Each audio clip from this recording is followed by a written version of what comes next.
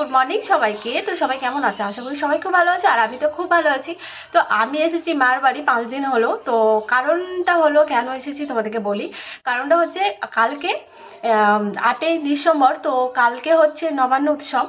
তো নবান্ন আমাদের অনেক জায়গায় হয়, হ্যাঁ, আবার আমার যেমন আমার শ্বশুর বাড়ির দিকে হয় না, কিন্তু কিছু কিছু জায়গায় হয়। তো সেটা হচ্ছে আমার মার বাড়ির এখানে জন্ম থেকেই জ্ঞান থেকেই দেখছি যে সবাই নবান্ন করে। আর নবান্নটা করে অগ্রহায়ণ মাসে। তো কাল আছে 21 তারিখ বাংলা, অগ্রহায়ণ মাসের 21 তারিখ নবান্ন, সেটা ঠিক হয়েছে।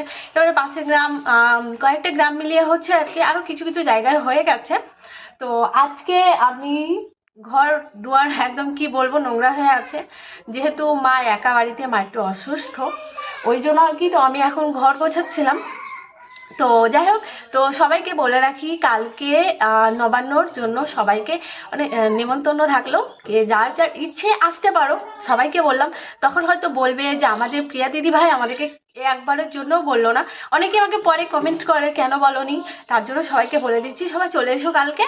তো গ্রামের নাম হচ্ছে গোপালনগর, সবাই জানো। আমার বাবার বাড়ি কোথায় সবাই জানো কম বেশি। তো আজকে ঘর গোছাচ্ছি আর কি, সকালবেলা একদম উঠে লেগে পড়েছি ঘর গোছাতে। হ্যাঁ, তো এই দেখো আমাদের ঘরের কি অবস্থা। দেখো ঘরে কি অবস্থা। এই যে রান্নাঘরটা, এটা হচ্ছে রান্নাঘর, গোছাচ্ছি। কালকে গুছিয়েছিলাম বাকি ঘরগুলো। তো চলো সবাই এসো কিন্তু কালকে, টাটা।